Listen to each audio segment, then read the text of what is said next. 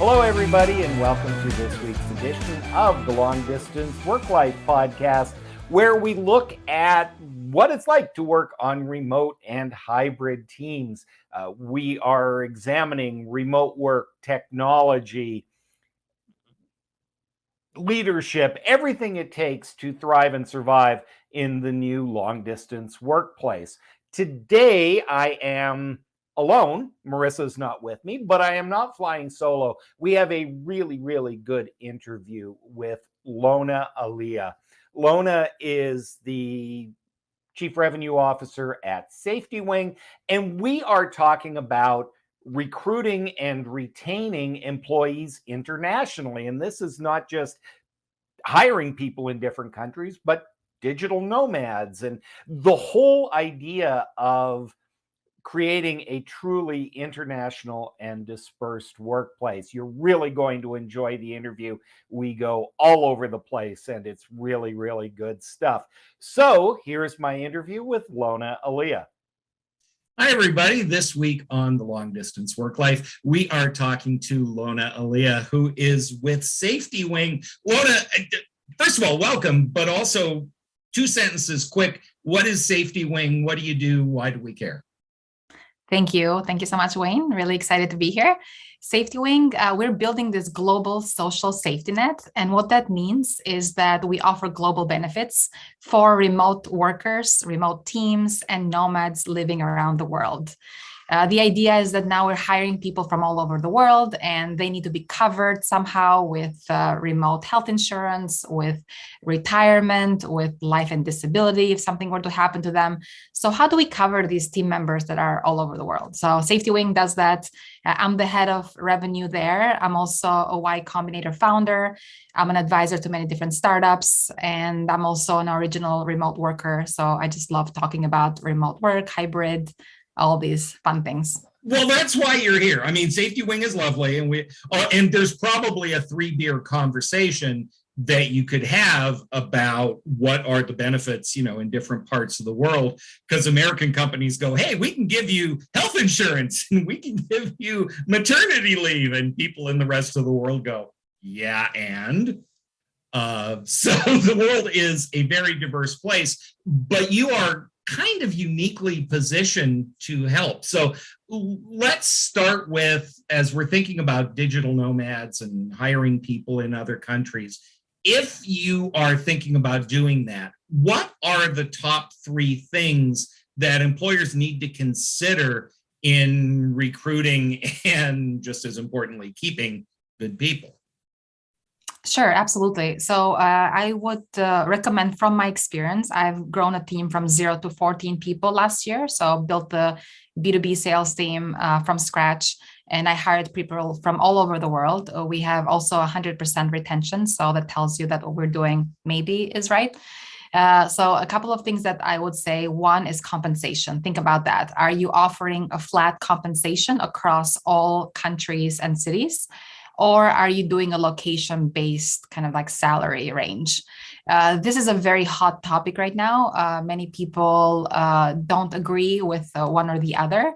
There's really no right way to do this. Well, maybe you can give us, since compensation and stuff is what you do, very briefly, what we're talking about is, if I have a company in New York and so I pay New York salary, but you're in the Philippines, and of course, the cost of living is lower and everything, do I pay you a good salary for the Philippines, or do I pay you a New York salary regardless of where you live? I mean, that's what we're talking about, right? Yes. What are the pros and cons? So last week I hosted this webinar with 300 people that showed up. So amazing, like so many people were interested. We had about 70 questions live, and we had companies like Remote that help you hire people all over the world, Carta, which handles your equity, Doist, a few different, hybrid companies. And we were talking about just this topic, right? And it's like, what is the right way of doing it? So for example, GitLab, which is a great remote first company, but also a public company, what they have chosen is to do location-based salary. So they will tie your compensation based on what's best in that location that you're in. I'm not sure what happens as you move locations from place to place, which is a problem now, as people want to be more free. They want to live all over the world. Do you say like, okay, well, because you started in Bali and now you're coming to San Francisco, you're not going to be making $200,000 a year. You're actually going to be making, I don't know, 30,000. I'm not sure what the price is in Bali. Right. So we had this conversation at SafetyWing. We offer flat salaries across the board. We take a salary that's maybe like in an average city in the US, not in San Francisco, not in New York, but something that's in the middle. And we offer that across the board. So we feel that makes it the most kind of like competitive, but also the fairest.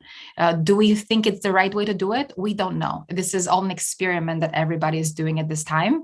So well, and it's happening in the US as well. I mean, I hire you and you're living in San Jose, so I'm paying you commensurate with San Jose. And then you decided during COVID that you're going to go move to Montana. Yep. Well, am I still paying you what I was paying you in San Jose, or do I pay you the average salary for Bozeman, Montana, which is very different? Yes. So this is something all organizations are dealing with as people become more mobile. Yes. The good thing to keep in mind about that is to stay flexible with your team, with the best people that you have, because you don't want to be in a situation where you lose that talent in the great era of Great Resignation. So that because you decided that they moved around, now they're going to get a lower salary, right? You don't want to lose that great engineer, that head of people, or that head of something, just because they would like to be more mobile. And global mobility is the next thing, right? Like people want to be more mobile globally so that they can take advantage of things like a geo arbitrage. Like, what is geo arbitrage? It's like you can live in a lower cost country and keep that extra money that you would be spending on rent and insurance and all those things to yourself. So a lot of people are waking up and saying like, wait a second, I don't have to live in the most expensive city in the world.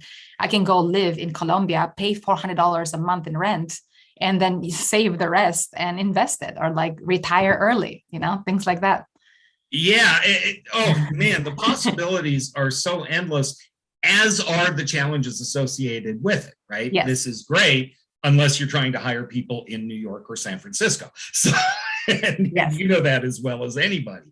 So compensation is the first thing. A couple of other yes. things that Yes, benefits is the other. So benefits is huge. What are you bringing to the table for the best talent in the world to join your company?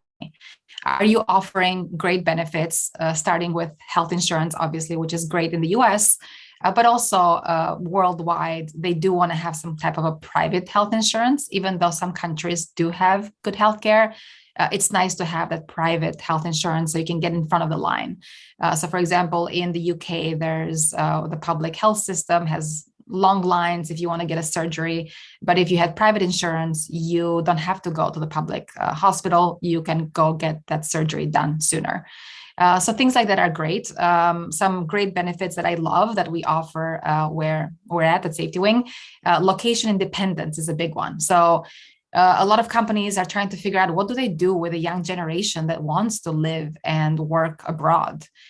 Do they allow them to be location independent, which means that they don't have to be based in, New York if that's where the job is? Can they be based in, Bali for 3 months, in Italy for another 4, in Paris for another 5? Could they be living this life that they want to live? And this is huge. I think a lot of young people want this benefit. So when they look at a company that is hiring, they will ask like, okay, is this remote? But also, is it location independent? It means, do I have freedom to live wherever I want? Or are you going to tie me down to a location? Well, and what's interesting is more and more, because we're remote, location really means time zone. Yeah. Right? You can live in a village in Spain somewhere, yep. Right? Or you can live in Hamburg, because it's the same time zone. It makes no difference. 9 o'clock in the morning is 9 o'clock in the morning, right? Yes. If you're trying to do work between Thailand and Spain, that's a different set of challenges. Yes, but there also, I want to mention there are tax implications and a few things that you have to consider there to make sure that you're fully compliant. But there is a lot of companies solving for these things, so not to worry. So if there's a heads of operations or heads of people person listening to this, saying, oh my God, like this is a problem I have. How do I solve this? And if you want to give your people this global mobility policy, there are solutions out there to help you give people what they want. Therefore, they can stay in your companies. Okay, so we've recruited people, we've somehow lured them into our evil trap, and they are now working with us. As somebody who's done this multiple times yourself, what are the biggest mistakes people make when onboarding international team members, do you think? So the biggest mistakes that I see, that I've seen actually lately, we've been talking about this, is even like the onboarding kind of like way that you onboard people. A lot of new hires are falling off after onboarding because many companies are not taking this seriously. So for example, when you're being onboarded in a company that's physical or you have an office, you might have like a buddy that helps you, show you around. You might have someone that's checking in and day out with you, and you might have a training program in place. So now that everything is remote, that onboarding has kind of went back to the back burner and not in the front line, so that people are not really paying that much attention. But we should pay a lot of attention to that, because we want to make sure that if I hire Wayne, I want Wayne to succeed. And for Wayne to succeed is for him to understand my organization, to know the mission and values, the culture, and to see it firsthand, to have this buddy that is assigned once a week. You have a check-in and you talk for an hour and answer any questions. Maybe you have Notion as an internal like knowledge database, so that everything is written on there. So very good communication, having someone to kind of like hold your hand for the first month or so is very important in the onboarding. And there's a couple of things about onboarding that you just said there. One is, in the old days, you would have a mentor or a buddy. When you're working dispersed, what we might want to do is take that job of mentor and break it up between multiple people, so that you're hearing multiple voices and you're learning different parts of the organization, rather than just following Bob around the office for a couple of days. Well, I'm very thankful, because I had one of the co-founders be my buddy, and basically we had weekly calls. And I cannot tell you how helpful that was to parlay the culture of the company to me. And I was able to build a team with the culture that we want. And that's another thing, it's culture, right? Like mistakes that people make, especially in remote, is letting culture kind of like take its own shape versus making an effort to really set the culture that you want, and then making sure that steps are taken to ensure that that culture is the one that you want. Yeah, just as a really simple example, and I'd love to hear something specific that you do at SafetyWing, but what we do when somebody joins the team is their very first assignment is they have to set up a half-hour face-to-face video call with every member of the team. It's not like, hey, everybody, Joan joined the team. Everybody says, hi, Joan, and then you never talk to Joan for a month, right?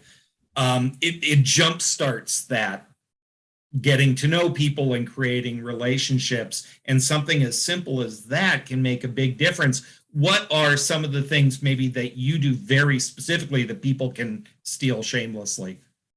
Sure, absolutely. So one thing is exactly what you said, having this maybe half an hour or 1 hour one-on-ones that you book with everybody in the team to get to know them. We do give a stipend of, you can do a lunch for free at each month. So you get $30 per month to spend and have lunch with anybody that you want on the team continuously.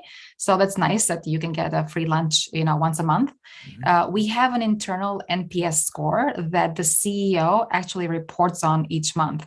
So there you can NPS is Net Promoter Score, which is a very specific terminology, but it's basically a way of keeping track, right? You can call it Fred for all you want, but You're monitoring this stuff. You're monitoring to seeing, are your people happy? Is the culture something that they love being in?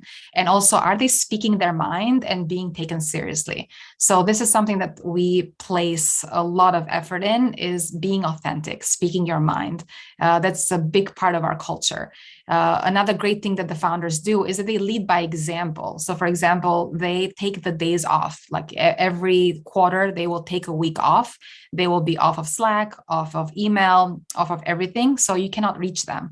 Now, this sends a great signal to the rest of the team that, hey, this is our culture. It's okay to take days off because we want you to be healthy and we want you to be creative and we don't want you to burn out. So these are signals that company leaders can give to their employees so that they can create that culture that they want.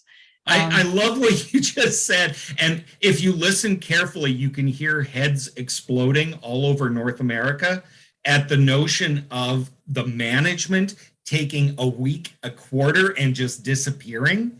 Yeah. People are having aneurysms listening to us right now. We've actually created a health crisis. But I love that that's important. And I love that you're taking your experience elsewhere and bringing it here, as well as us just importing our dysfunction. Yeah, absolutely. I mean, I grew up in, New York and San Francisco. So my working years were in Silicon Valley, right? So I was distilled with this toxic culture of working 12 to 16 hours a day, of sleeping 4 hours a day, and that was heroic. And this is the culture that I grew up with. And I'm just like, this is wrong. This cannot be healthy. People are going to die. They're going to get cancer by being, worked to death. And then who profits is the companies that are making millions and billions and trillions, right? See the Googles, the Apples, the Facebooks, and the people, if they get cancer, who looks after them? Like, what happens to them? So this is serious stuff. This is, the whole population waking up and the consciousness arising. And now the new generation wants to have a life that is better than their previous, ancestors had. So we need to wake up, and people that are having an aneurysm need to wake up and say, okay, Gen Z is not going to work, 14-hour days or 12-hour days. They need work-life integration. They need that balance. They don't want to be just working and not doing anything else. So we have to put that is so important. And we're already coming up on the end of our time, which I knew would happen. And the giant list of questions that I provided are kind of irrelevant, because this has been a great conversation. If there is one thing that, if I'm a manager and I've got people in different countries and, I'm trying to herd the cats and keep things organized, if there is one piece of advice that you would give them from your own experience, one practical tip or something that they can do, what should we leave them with, Lona? Sure. That's something very simple. As a founder, we are told, especially at Y Combinator, that you should build things that people want. And when it comes to management, you should do things that people want. So you should listen to your people. Who are your people? Your team members, your employees, your contractors. They are your people. What do they want? Just ask them. If they're leaving and they're getting another job, please have an exit interview. Why are they leaving? Is it the benefits? Is it the working hours? Is it the burning out? Is it, I don't know, something else? What is it? Like, just ask your people. It's that simple. Keep track, make sure that they're healthy and they're doing well. Be empathetic, take steps, but really just ask your people. It's that simple, and keep tabs.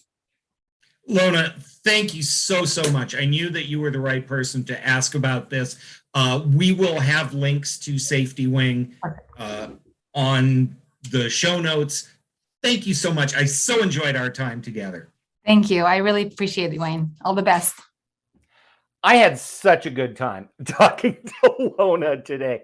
I hope that you enjoyed and got great value from the conversation. If you are enjoying the Long Distance Work Life, you've listened to podcasts before. Here's where I beg and plead for you to like and subscribe. And please, for heaven's sake, tell your friends. If you would like links to much of what we discussed today, very thorough show notes. You can find those at longdistanceworklife.com. And if you have read Long Distance Leader or Long Distance Teammate and you want more information on how to develop long distance work skills for either yourself or your organization, reach out to us at kevinikenberry.com or remoteleadershipinstitute.com. We will talk to you next week. My name is Wayne Trammell. Thank you for joining us. Hope we've helped keep the weasels at bay, and I look forward to seeing you next time on the Long Distance Work Life.